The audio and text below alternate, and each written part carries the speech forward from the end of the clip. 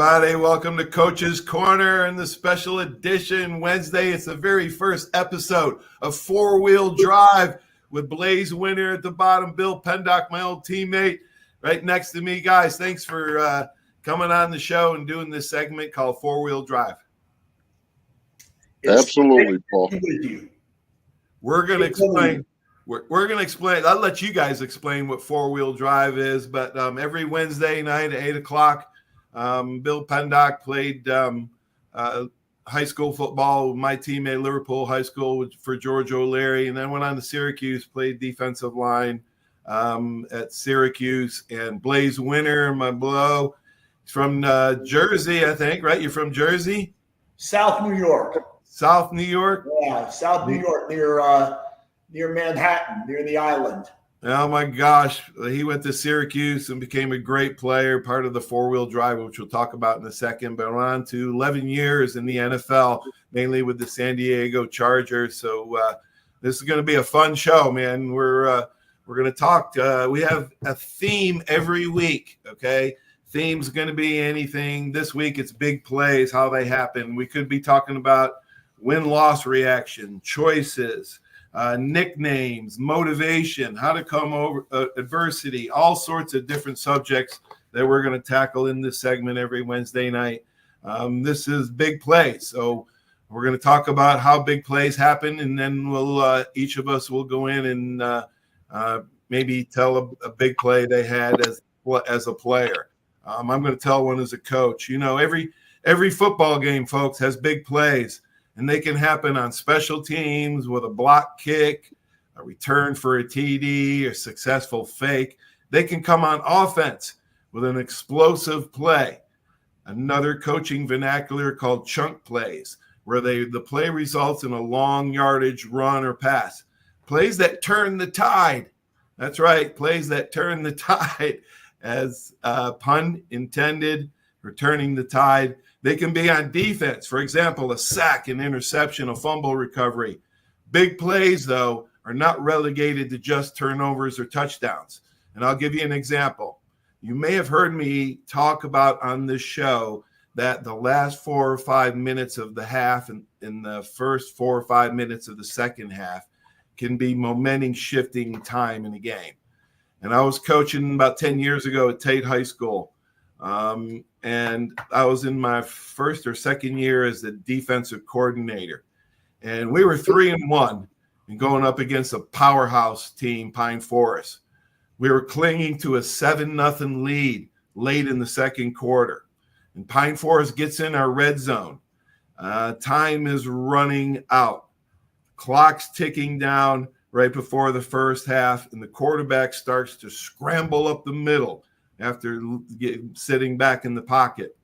When he broke through our front seven, I saw him head into the goal line. 15, 10, 5. Wait a minute. Here comes a couple defenders, 4 of them to be exact.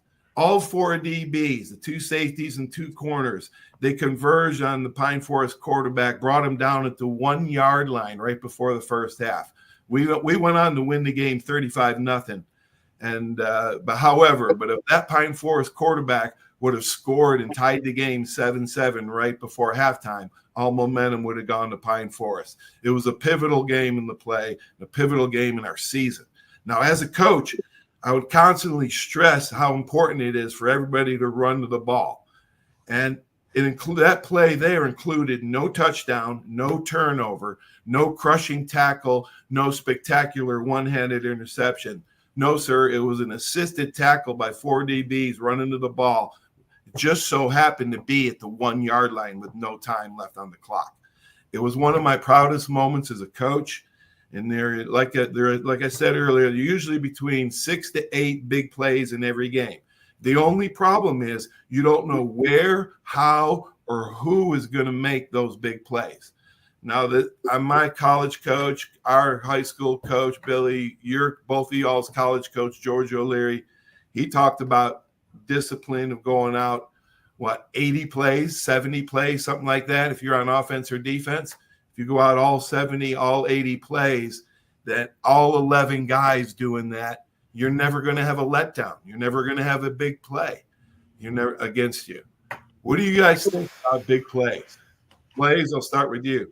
Well, for me, it's there's vivid memories of being a part of big plays, but there's also a constant reminder and there's a constant teaching being done in practice each day. I mean, it's an everyday thing from the simple tackle that creates a fumble to the holding a block to get that first down to understanding how to set a wall so that the return man can break it for 40, 50 yards.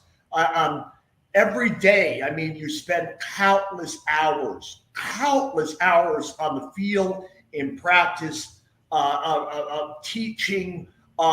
If you're a coach, we've all been coaches, teaching how do you create it, reminding players on the receiving end as a player, constantly being taught and reminded every other minute of the day that, hey, man, you need to create this life-changing moment, not only for yourself, but for the people around you.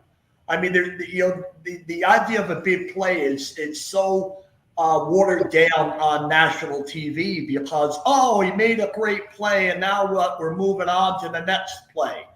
But to get to that point, I mean, the countless hours and years of practice or the demands of a guy like George O'Leary daily that you need to get to Doug Flutie. You need to stop him on third down. You cannot stay on the field with that man Oliver Luck. You can't let yourself be put in a position where you're going to have to play more reps. You'll be on the field more, have more reps, and so on. So there's so much more to it than just create a fumble. Yeah, because a lot of them are created by your teammates. You might get the recognition, the guy with the ball, right? The guy with the ball. Yeah. But the critical play was the block from the guard or a defensive tackle taking up a double team so your defensive end can get the sack. What about also the part of, hey, man, when your teammate makes that great play, the forward drive, we're all about when Jamie Kimmel makes the play, we're all coming to your side to celebrate. All of us are coming to your side to celebrate. You're not going to celebrate alone because you would have never got that big play if it wasn't for Billy taking out two people in the middle. Right, exactly. Four-wheel drive. Billy, talk about how four-wheel drive started. Talk about the other part of the four-wheel drive. I'm just in the back of the truck, man. I'm just back for the ride. I'm just happy you guys are up front driving. I'm just happy to be cracking a. Hey, Billy's the one. He's the one that created it. He's the one that made it all come to life, man, and gave it purpose. All right, so Billy, talk about the other two. Timmy Green, our high school teammate and All-American at Syracuse, how smart he was, and talk about Jamie Kimmel. No, not the late night host, the original Jamie Kimmel. The real deal, yeah. It started out. We were all New York guys. We all had a special gift for the game. Everybody, all four of us had kind of a different way to approach the game. But I think when we got with George O'Leary and everything started with fundamentals. I mean, yes, we would work 45 minutes to an hour every practice on fundamentals. And his big thing was getting around the football, and no matter where we were on the field, we made sure we got around the football at all times. But I think, as we got into our sophomore year, junior year, it kind of dawned on me that we got something special here, and I kind of brought the four of us together, even though we never really hung out. I don't think we really were guys that would hang out together after practice or after games, but we would play the game together like the four of us lived together. I mean, it was a special bond that we had that I'll never forget. And I kind of sat down. I don't remember the exact way it went, but I kind of sat down and said, let's call this the four-wheel drive. We got four guys here. Let's get let's get caps. Let's get 4-wheel drive hats. I had a big red pickup, F-250. I said, let's start kicking ourselves around as the 4-wheel drive. Next thing you know, it took on as our senior year came around. And then I remember Sports Illustrated coming to take pictures, around the truck and Coach O'Leary, I mean, you can see it. Probably can't see it. I'll get a picture of it. Get a picture next time. I'll get a picture next week of it and put it up in this back. But I talked about it before. The 4 guys, I mean, and Blaise brought up a great point. We played Boston College. They were going to, I think, the Sugar Bowl that year. And Flutie was running rampant on everybody. And our practice week was literally living hell. I mean, we went through probably 6 or 7 quarterbacks that week. And wow. And Paul, as you know, I don't know what went on at Bama, but we had 3 days live practice. So it was not thud. It was not get to the quarterback and break down. It was live. And that's what it took to get prepared for Boston College that week. And we knocked them out of the Sugar Bowl. I mean, we beat Boston College our senior year, and it took 4 guys rushing the passer from 4 different directions to make that happen. And as you all know, and people that have seen his film, not 1 or 2 guys could contain that guy. I mean, he was elusive, and he was just a great player. He had a knack for football. Let's talk about that, because I played against Boston College and Doug Flutie as well. And I played against them twice, my junior and senior year. Now let's talk about, what year was that, Billy? You guys beat them? 84? That was 83. 83. Thank you. You guys were awesome. Unbelievable. Let me tell you about the Bama Boston College game, and then we'll talk about big plays, because this is one of my big moments that I had at Alabama. It's not really, it's one of my big plays. We're playing Boston College at BC in Foxborough, late November. Doug Flutie is Doug Flutie. We all played against them. Okay, it was 25 degrees. It had wind blowing 40 miles an hour. The power went out and the TV feed went out. That's how bad it was. Okay, I had guys in the Alabama defensive huddle that didn't want to play. They just wanted to huddle up. TV timeouts were brutal, because they just wanted to huddle up and get warm. I was livid at them. I was yelling at them, don't worry about getting warm, but they've never even stood in those conditions. So early, I think it was early third quarter, man, they come out to punt, and I snuck through the line and blocked the punt. My hand hurt for a week because it felt like a brick hit it. We ran it back. We lost against BC, but let me tell you, it was one of the most rewarding games, because the DB coach at Syracuse, Tom Coughlin, was the DB coach at Boston College. And so he was coaching over there. And my mom, God rest her soul, my mom was sick with cancer. It was the only game she ever got to see me play in college or pro. And she was there, and she was sick with cancer, and it was freezing cold. It was even worse for the fans. But I got my very first start against those guys.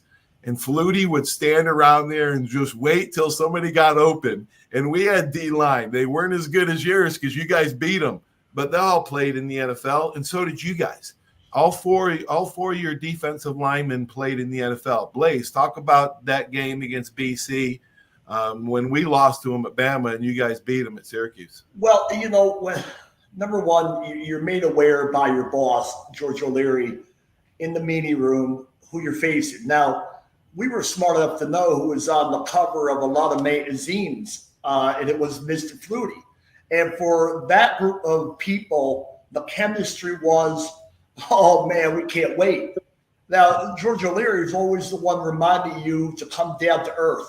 Always come down to earth. Be grounded. Understand what you're facing. Prepare yourself. This is not going to be a one-man show, Tim, Jamie. And this is not about just you, Billy. And this is about understanding where we fit, what we need to do to capture this man. And George was never about celebration. He was never about the pure result of being successful. He was about, hey, man, you achieve it once, you need to do it again, and then again, and again. And you're never going to stop doing it until the clock is at 0:00. Then you can go have a little celebration for a few hours, and then we're going to start on West Virginia. Yeah. We're going to start on West Virginia, and you're going to face another dude called Oliver Luck. And that was the mentality and the chemistry of the unit that he put together, fed off one another, not just morale boosting. Oh, man, you're a good dude, Billy. Oh, Billy, you're the greatest guy. It was Billy turning to me and saying, get your head out of your ass. Get your head out of your ass. And it wasn't anybody taking offense to it the way they do today. Right. There's a lot of people very sensitive about being motivated to what firmly. That's why George O'Leary's not in it. That's why Nick Saban's not in it. That's why a lot of coaches are saying, Mark D'Antonio told me, hey, man, I could never do what I need to do with players today because they're overly sensitive to any sort of motivation, just like they're oversensitive to my passion for Billy Pendock or my passion for the four-wheel drive. Right. They don't understand that I want the four-wheel drive to be recognized by Syracuse University. It's about time that they have some poster on the wall in the bathroom saying, hey, man, there's 4 guys that played here that were all about big plays. They were all about doing it right. They were coached by a legendary coach, and they listened to that coach. And that coach, not only told us about the end result, but he told us about our role. Our role. It wasn't just, hey, Billy, you'll make the play. Hey, Billy, you're going to sacrifice so that Tim does. You're going to sacrifice so that Jamie does. Blaise, hey, it's your play. Hey, everybody around, you're going to sacrifice for Blaise. You have to make this play work on that one-on-one matchup. For the big plays to happen, there has to be not only an understanding of the X's and O's, but there has to be a mentality of how people fit one another, not to just sacrifice, but also be rather competitive with one another. Billy, we were as competitive a force in practice as we were in a game. You asked Jamie if he liked Tim Green. You asked Tim Green if he always liked Jamie. No way in hell did we like each other every day, but it meant results, and it got us closer to the Blaise, you touched on so many subjects. Billy, pick one of these that really means a lot, because Blaise, you need all of these. The pursuit, and you talked about pursuit on big plays, going away 100% away on every single play. You talked about fundamentals, and I'm not a great coach by any means, especially when it comes to X's and O's. But what I am known for is fundamentals to the T. Fundamentals will make up for a lot of talent and a lot of other stuff. Fundamentals we're talking about here, Billy. We're talking about what? Not just, what's your first and second step? Young people think fundamentals is all physical. Fundamentals is psychological. Fundamentals is understanding where you fit in the whole picture. The four-wheel drive were great because everyone understood where they fit. The celebration was all 4. The execution was all 4. Right. It was the idea that a great purple people eater defensive line was 4 people. The Killer Bees was 11 people. And the Steel Curtain was 4. All 4 had to be on the same page for them to achieve the great plays they wanted. Billy, banging hard in practice, like we talked about. I'm a firm believer in that. Role players and sacrifice. Talk about the four-wheel drive and some of those characteristics that Blaise mentioned. Well, it was starting on Tuesdays when we came together and did inside run Tuesday, Wednesday for a couple hours every day, an hour and a half, and everything was filmed. And that they put the boom camera up above, and they'd they focus on all inside run, which was between the tackles, so we would do an hour and a half of that, and then we'd go right inside and go over film for probably 3 hours. And Coach O'Leary would sit there and he would watch it go back and forth. Just watch your first step. It had to be 6 inches. You do inside drill. You do inside drill for an hour? Hour and a half. Oh my God. Never leave it. We would never leave it, Billy, right? We would never leave that drill. It was on the sideline that it was an hour and a half live inside run. So, and as soon as we would get off the field, man, we go into coach's office and he'd run the film. And but the funniest part about it was, he was looking at everything from your like your first step, chest on thigh, who was where, who was doing what. It didn't matter if you felt you had a big play or you felt you were doing the right thing. If your technique wasn't right, then you were wrong. So you did it over and over and over. But again, the days of live practice 2 or 3 days a week are a thing of the past now. And that's why you don't hear a lot about great forefronts or great defensive groups. You don't hear a lot of that anymore because there's not a passion for that anymore like it used to be. Yeah. All right, guys, we're going to talk about big plays as a player, as each one of you have had. All of us have had big plays. Take one from high school, college, pro. We're going to go right around. I was lucky and blessed in my career, man. I don't know how slow, fat, dumb, weird, wild, weak, white walk-on from New York, Yankee, got as far as I did. But let's talk about one from Liverpool High School, 1978 versus Oswego. Oswego's the only team that beat us the year before, and we wanted to get revenge in 79. I think, 79. They beat us the 2 years. The only coach that beat O'Leary twice. So halftime, right before halftime. It's a tight game. They got the ball in their territory, 2-minute drill. They want to go down the field and try to get some points on the board against us. So what do teams like to do? Well, they like to throw the outcut so you can stop the clock. Well, I knew that as a cornerback, and we're watching film, and we did watch a lot of film for a high school team back then. So I stepped in front of a sideline pass and took it to the house, and we ended up winning the game in Oswego and going undefeated. That was one of my big plays as a high school player, but it was mental more than physical. I was predicting that play to come, and if I saw a sign, I was jumping it. And then, so you're right, Blaise. Mental big plays can come from the mental part, not just the physical. Talk about a big play, Blaise, that you had in high school or college. Well, the fun one that I tell a lot in some of the motivational stuff that I do around the country.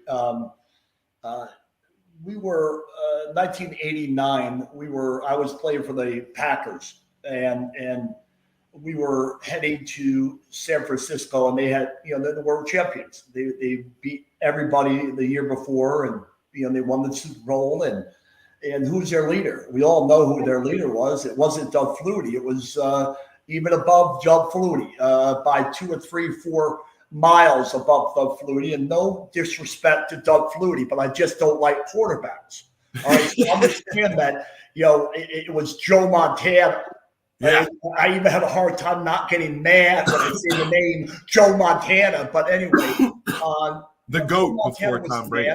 And in the third quarter, one thing led to another. The execution of a whole game led me to, hey, here's what I could do against this guy across from me. Here's what I'm allowed to have as my allowance for how I'm going to execute this play from this position.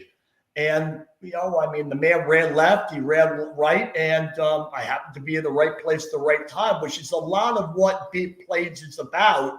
Right. And I collisioned Joe Montana, brought him to the ground, and I heard him squeal.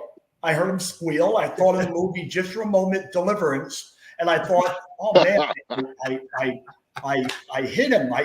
Does he have the ball? Because immediately you think, well, with a man like that, you go down low, he's going to release the ball. He never released the ball. I sacked Joe Montana for the first time in my career. I would leave myself to many others on him. He was the number one guy that I laid on top of in the NFL, which is a really nice thing to say to people. But the one play on Tuesday, if you forward the tape to Tuesday, I'm sitting in the Green Bay Packer locker room, and someone says, you're on the front page of the newspaper. And I'm like, that's the sack. And my teammate Robert Brown said, you know what you did on that play? I said, no, you broke 2 of his ribs. And I said, really? Oh my, I'm forever famous. I broke Joe Montana's ribs. And it was one of those big plays at a critical time against an all-star. I mean, big plays against somebody from Temple Billy or somebody from East Connecticut State.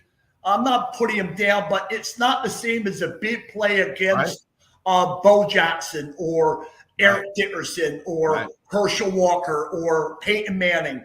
I mean, those things to a player live forever because you tell your grandchildren those things. Yeah, absolutely. Billy, tell a big play. Tell a big play that you had. Now, before we tell a big play, does everybody know what the movie Deliverance? That's a great one. Blaise coming up.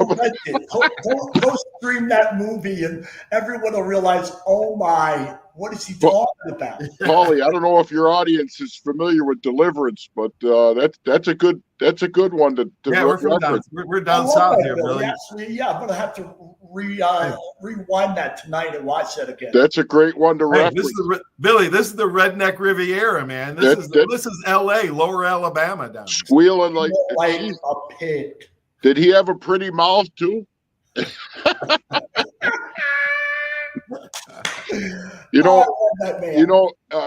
There's been so many different plays, different places.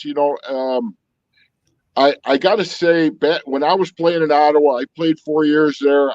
I did pick off a pass for a touchdown. I couldn't tell you what the exact situation was, but I do remember being pretty proud of that day because when I go back in my career and I'm thinking back to high school, college, and I hear Coach O'Leary in my ear saying, you're supposed to rush the passer.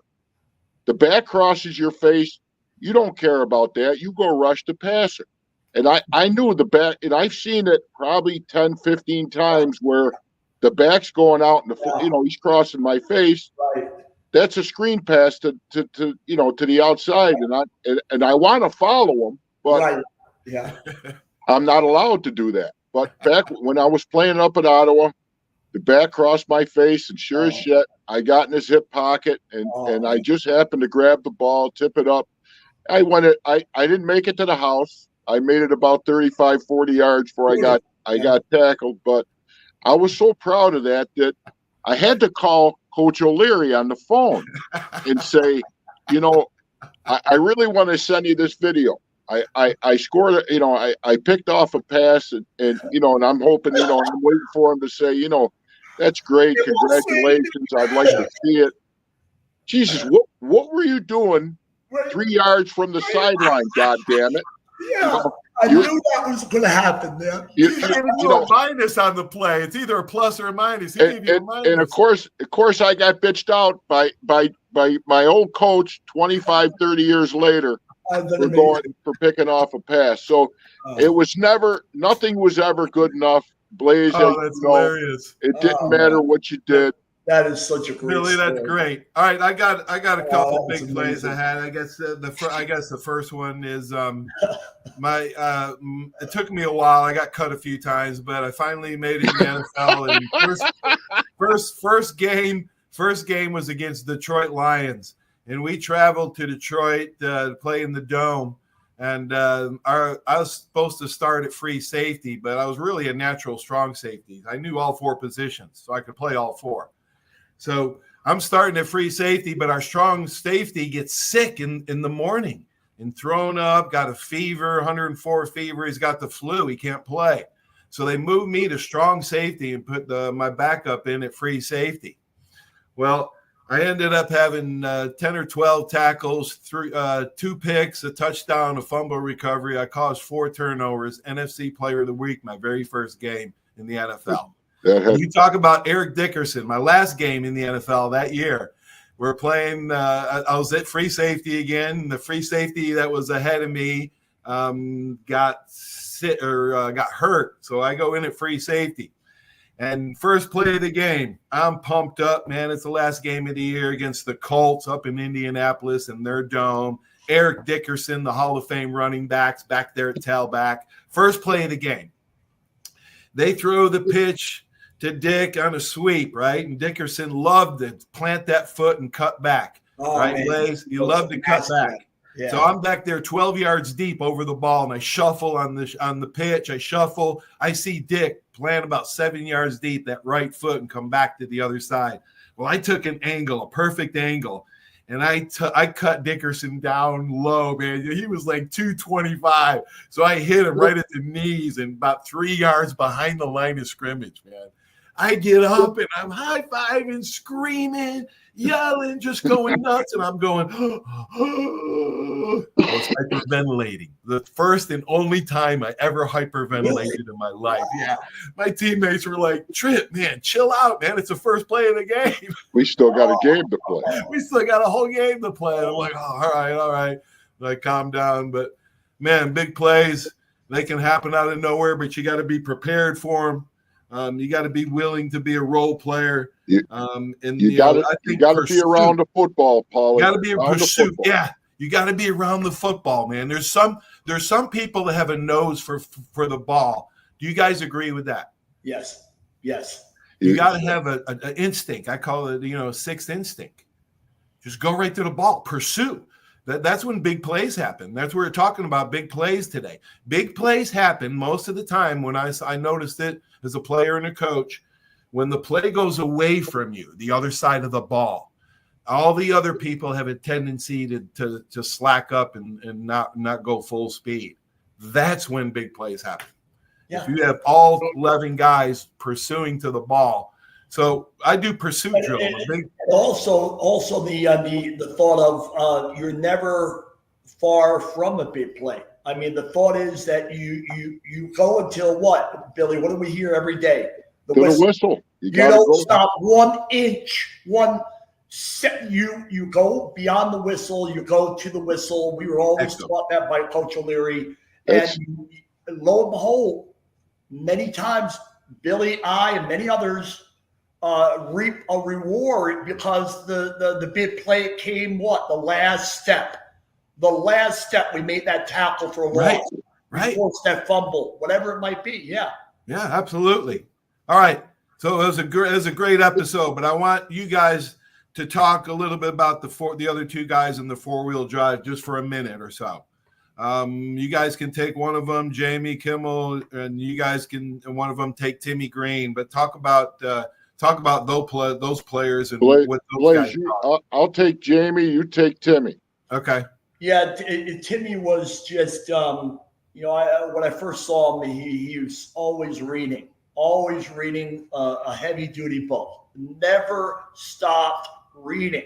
Right. I've never seen somebody read in the locker room before a practice or before a game. He'd be sitting there, and we're looking at him, Billy and I, saying, man, are you ready? And he was always ready. He was always, tied in. And there's a little exaggeration here, but he was always reading and preparing.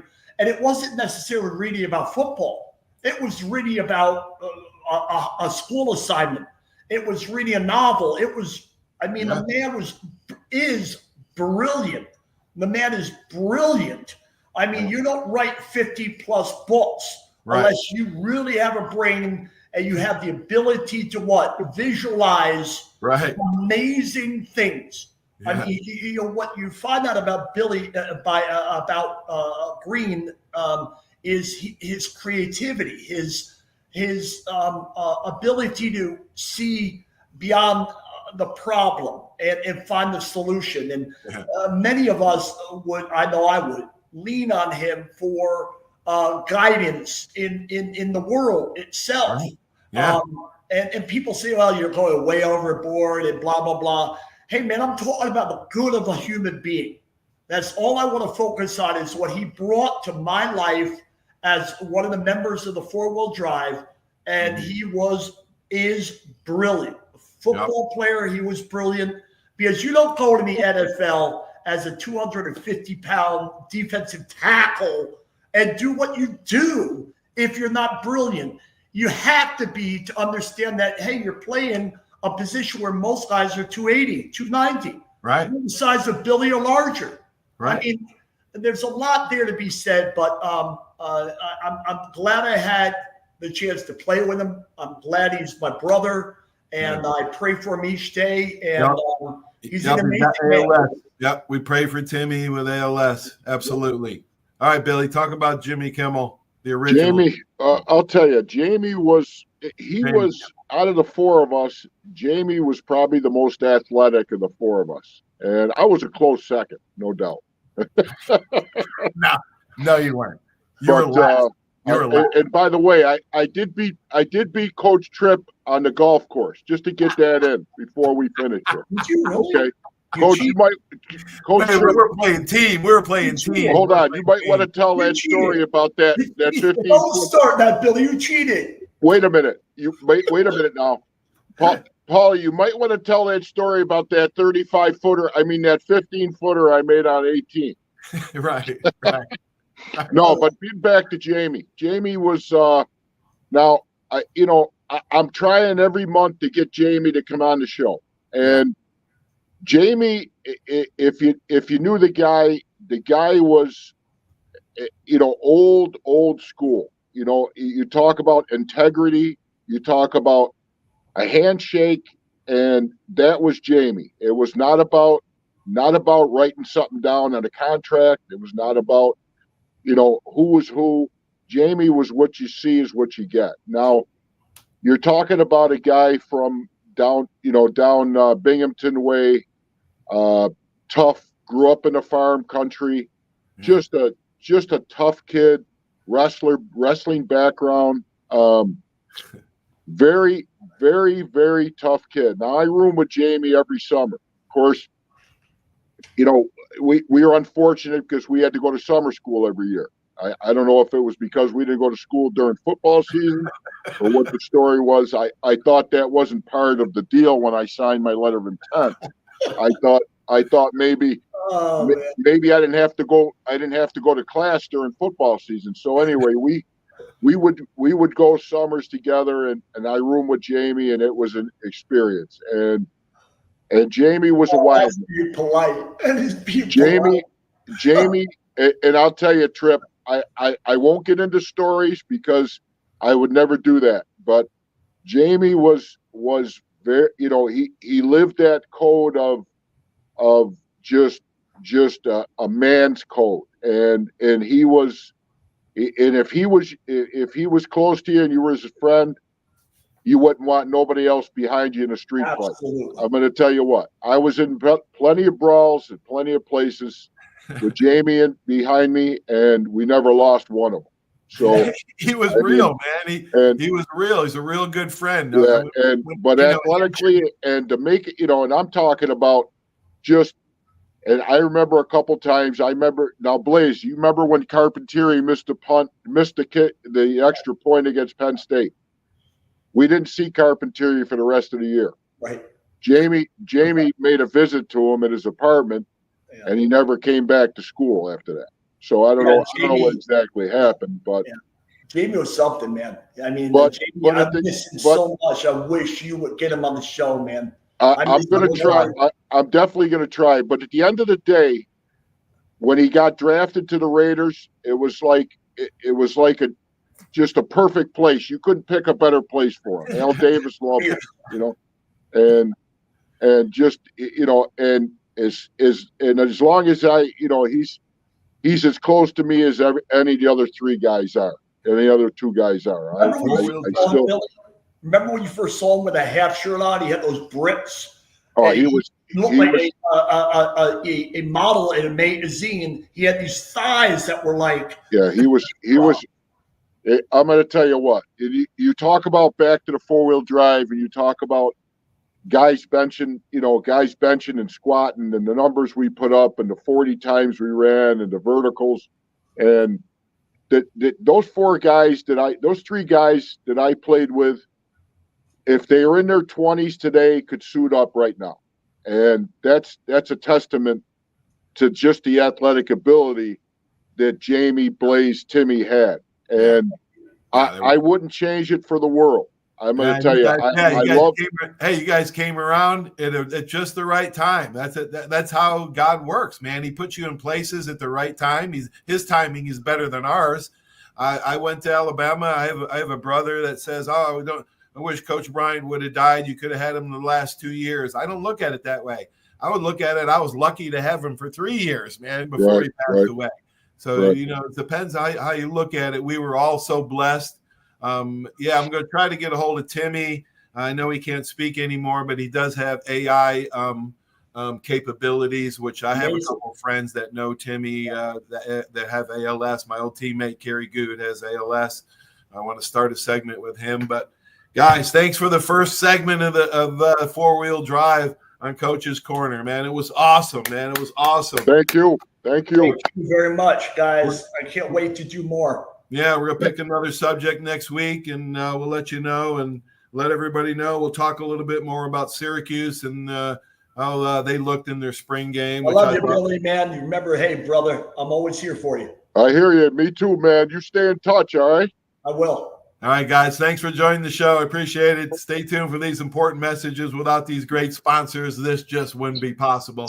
Peace, everybody. Peace. All right, man. Take care, Paulie. Reason why Hill Kelly in Pensacola is the #1 selling Chrysler, Dodge, Jeep, Ram dealer between Jacksonville and New Orleans. While other dealers have taken advantage of a competitive market with higher prices, Hill Kelly has discounted prices to the lowest of the year. And Hill Kelly in Pensacola won't surprise you with excessive charges beyond the selling price. Come see why people from Milton, Pace, Foley, Bay Minette, Daphne, Gulf Shores, Mobile, and beyond are driving to Hill Kelly in Pensacola to buy their next new Chrysler, Dodge, Jeep, or Ram. At Hill Kelly, the bottom line price and your satisfaction are what really matter. So before you sign, check the bottom line and make the trip to Hill Kelly in Pensacola to see what true local ownership can do for you. At Hill Kelly Chrysler, Dodge, Jeep, Ram, Highway 29 in Car City, Pensacola. Or shop online 24/7 at hillkellydodge.com. When it comes to bottom line pricing, nobody beats a Hill Kelly deal. Nobody.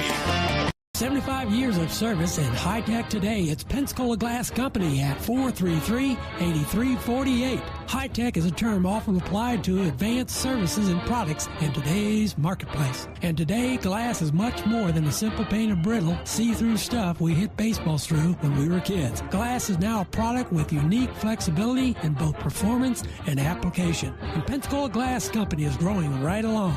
That's Pensacola Glass Company at 433-8348. Are you riding around in a filthy vehicle? Dirty car no more. Visit Ronnie's Car Wash today to get it shining in no time. They have 3 convenient locations with another coming soon.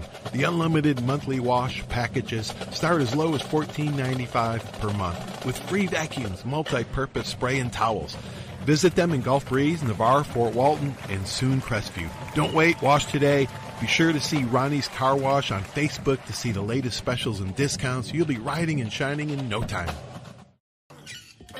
That's you trying to fix the plumbing yourself to save a few bucks.